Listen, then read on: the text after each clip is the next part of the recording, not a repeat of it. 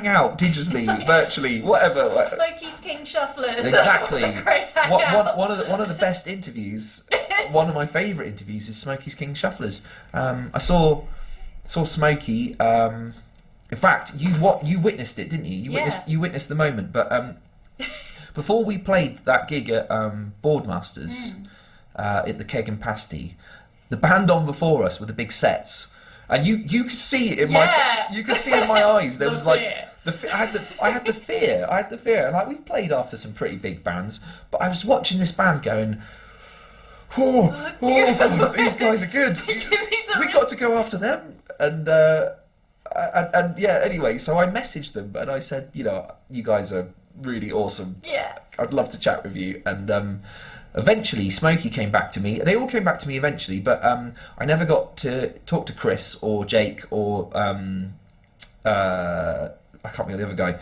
And what is the other guy called? Who knows? Yeah. Anyway, they're lovely dudes, and I really hope to get a chance to chat with the rest of them. But I had Smokey and the King Shufflers at my house, and they were just such awesome and lovely dudes. They gave you a tea towel. I got a tea towel and an album. They were lovely. They were probably the most kind and lovely guests, and sincerely, they were lovely to me as well. Sincerely, a awesome band. What I like. I guess part of some of the stuff that podcast was about was I really wanted to shine a light on some of the stuff that I love, and some of the stuff that I love is local music. I'm sick of seeing bands at the back of a festival. I'm sick of seeing bands in a 4,000, 60,000 crowd. I'm sick of being at the back watching it on a screen. I want to see someone standing on the table, sweating in my face. I want to be and I don't want to be all of that sort of stuff. I saw Radiohead at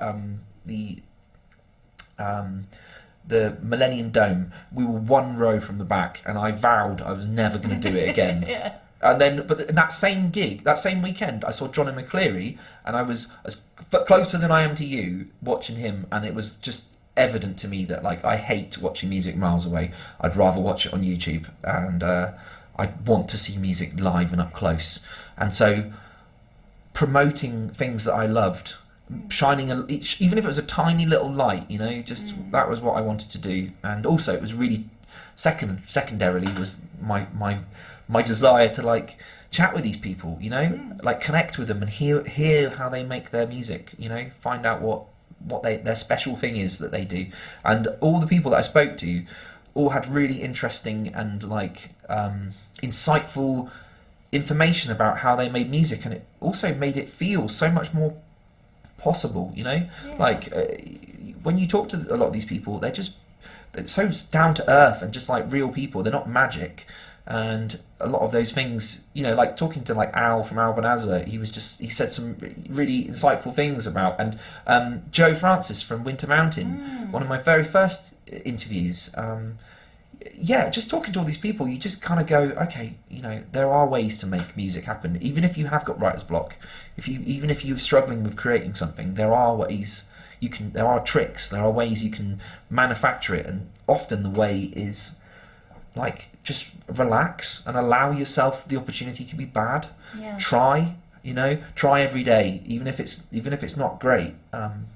Invite in opportunity. Yeah, and speaking of intimate gigs, do you want to talk about your adventure this week? Yeah, this week. So this week I went up to London for my first live gig. Is that right? I can't think what else I've seen recently. Nothing. It's pre-COVID. Yeah. I think this might be my first live gig back into the real world. I went up to London. So there was an email on Friday, which is from a band called Spoon, and they're awesome. They're a really cool band. And the email said, we will be playing at Rough Trade East. There's only 300 tickets. If you want to come along. So I said to you, I was like, oh my god, Spoon's playing. Do you want to come to London? London on Monday. No, I can't. I'm working. I have a normal life. Yeah. But so I was like, right, okay. So I had this plan to go up, and I was going to drive up, park the car. My plan was that I was going to drive up, park the car in Brick Lane. I don't know anything about London. I'm the biggest country bumpkin you've ever met. I imagine there's going to be a parking space like cattle market. I'll find a little parking space and then I'll come and get the car and I'll drive home. But fortunately, my friend Jim was like, okay, he's my facilitator for London, and basically he kind of makes it possible because I'm useless. I can't understand the tube, the buses. I don't know where I am. I don't know how to find anything. You know what I'm like with GPS. I'm a nightmare. So drove up to see Spoon, and I filmed the gig. I've written a little review for MMPR, which is a fairly local international magazine run by a guy called Richard Bolwell, who's a sweetheart, and he turns my illiterate ramblings into more literate ramblings. And so I went up and reviewed that gig, filmed it, and that was amazing. So good. We were right at the front, and well, I technically wasn't at the front, I was at the side, but it was excellent, and top notch. Spoon. You got a signed vinyl? Got a signed vinyl, but they did the signing pre us arriving, so I got handed a signed vinyl rather than getting my vinyl signed, which is not still exciting. Yeah, it is exciting. It is good. I mean, there are some bands. I saw Ryan Adams in that same venue. Wow. You know, two of my heroes in a 300 capacity record store.